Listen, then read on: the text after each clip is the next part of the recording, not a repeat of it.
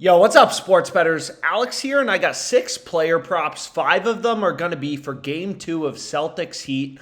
Once again, no respect for Miami. The Celtics are minus 400 favorites on most books, 4-1 favorites. So the betting market, a 4-1 favorite, is projecting that the Celtics are roughly 80% to win this game. But regardless, I found some value that I'm going to take you through. And my first play is actually a hockey play. So for Stars Golden Knights, the first thing I want to point out is if you look at Prize Picks, which is a platform that works very similar to Parlay Play, so Parlay Play is where I'm placing my bet, is these platforms work in very similar ways. And you're going to see Max Domi on Prize Picks, his line is 1.5 shots on goal.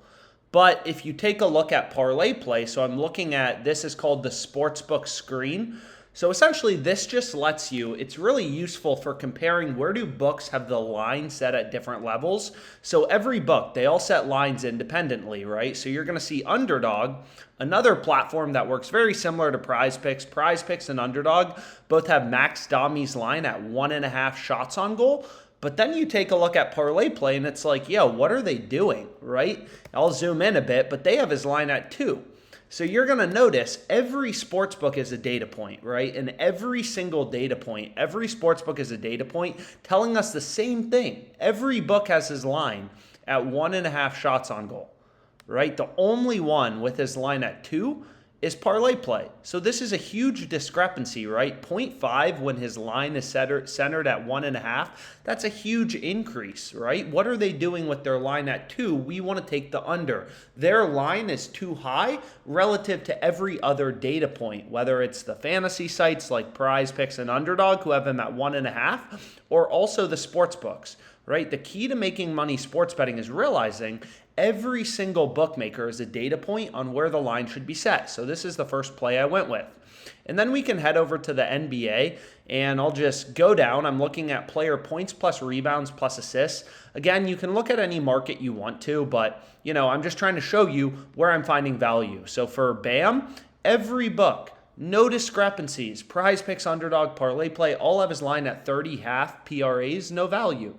Don't touch it with a 10-foot pole. But take a look at Gabe Vincent. Right here we have another line difference. Jalen Brown, not much, a little bit, but I have a different play on Jalen Brown I'm going to take you through in a bit. But for Gabe Vincent, his line is 16 on Parlay Play. You take a look at Prize Picks, Underdog, they're at 16 half, right? They're higher. So you can see right here, or let me just go to Underdog. They have his line at 16.5 PRAs. So here, Parlay Play is too low, right? And then take a look at the sports books. Again, every bookmaker is a data point on where the line should be set. What you're going to notice is DraftKings, Fliff, BetMGM.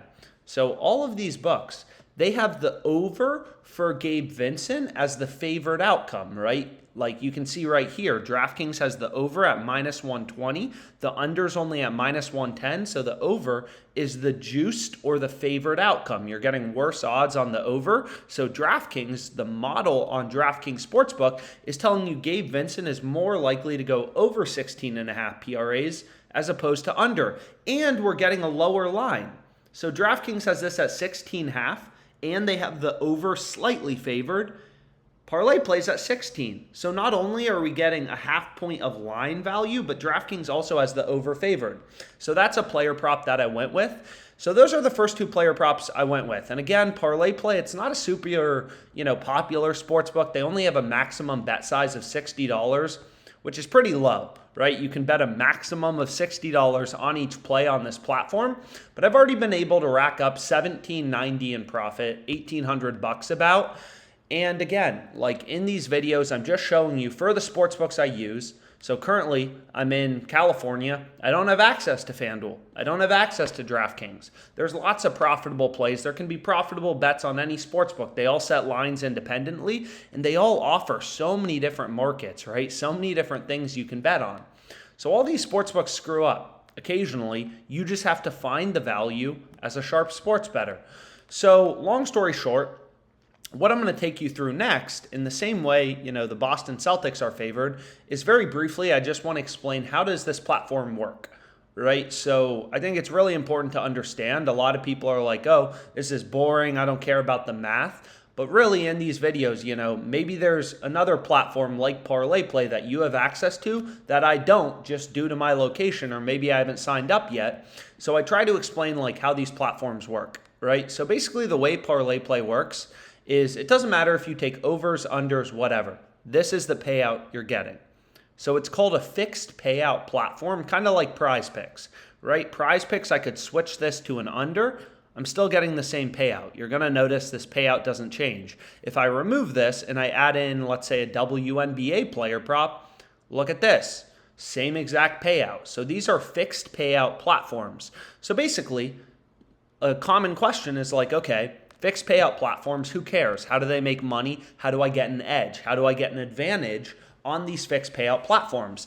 And basically, the way they make money is they assume you don't have an edge. Right? You don't have an edge just means advantage in sports betting. So if you don't have an edge, you don't have an advantage, you're basically going to get 50% of your picks right, 50% wrong, right? Over under, you're like flipping a coin. 50% heads, 50% tails, you're 50% to be right, 50% to be wrong, right? But on Parlay Play, you have to win 53.22% of your picks to be profitable. Okay, so this number, if you're winning 50% of your picks, you're going to lose a lot of money. You have to win, let's say, 55% of your player props. You lose 45% only. You win 55, you only lose 45. Then you're going to be profitable on Parlay Play, right? So long story short, we just are looking for, like, this platform's pretty simple, right? They don't change your payout based on the 6 picks you select. You go in over or under, it doesn't matter. All you got to do is find player props winning above 53.22% of the time. So what we do is we turn to the sports books, right? So one of the main tools I use is right here. It's called the Fantasy Optimizer. So Fantasy Optimizer. And basically all it does is it shows you all of the bets, right, on Parlay Play that are winning above 53.22% of the time. So Kyle Lowry over 10.5 points has a win rate of 52.59%.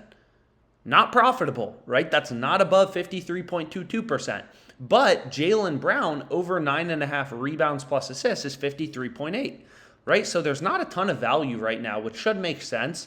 MLB lines for tomorrow haven't been posted yet. Like if you look at Parlay Play, they haven't posted NHL lines yet. There's only, the Heat game tomorrow. We're in the NBA playoffs and we're in the NHL playoffs, so there's just less games. So there's only 2 plays available on this betting tool right now. But you're going to see we have Jalen Brown over 9.5 assists and Kyle Lowry over 4 assists. So the second question is, why is this bet winning 53.8% of the time, right? So you got to think about how sportsbooks work, right? The betting market is telling you the Celtics are big favorites. They're minus 400. That makes sense. They're the higher seed, right? They're more likely to win the game. They're big favorites. On the money line, they're at home, whatever. The betting market is telling you the Celtics are big favorites. If you think the Heat are more likely than 20% to win, or 25%, if you think they could win this game, they're 50% to win, then you should be betting them at plus 330, plus 334, right? Like the market, again, is just the average beliefs of all sports bettors, right? Like sportsbooks set the odds, and then you'll notice lines move due to supply and demand. So the Celtics actually opened up at minus 450. They've gone down to only minus 400. So lines are moving slightly towards the Heat. So on FanDuel, lines have moved away from the Celtics. They opened at minus 450. Now they're just at minus 400. So lines have been slightly, clearly the sportsbooks are getting an unbalanced amount of action coming in on Miami, on the Heat. So lines are slightly moving towards Miami. So basically the way this works is, right, if sharp bettors are like, no, we think the Heat are, 50% to win this game, then getting plus 330, if you think the Heat are 50% to win, if sharp bettors thought that, they would all be hammering the Heat at plus 300 and lines would move. But long story short, my point is the current betting market, just like the price of a stock is based on supply and demand, currently the market, right, the sportsbooks, you have dozens of data points, dozens of sportsbooks setting lines on this game. They're saying the Celtics are roughly 4-1 favorites. So, okay, the Celtics are favored in this game. Now let's take a look at Jalen Brown. If you take a look at his rebound plus assist line, this is just on FanDuel as an example, his over is the favored outcome. His over is juiced all the way to minus 154 on FanDuel. The under is at plus 116.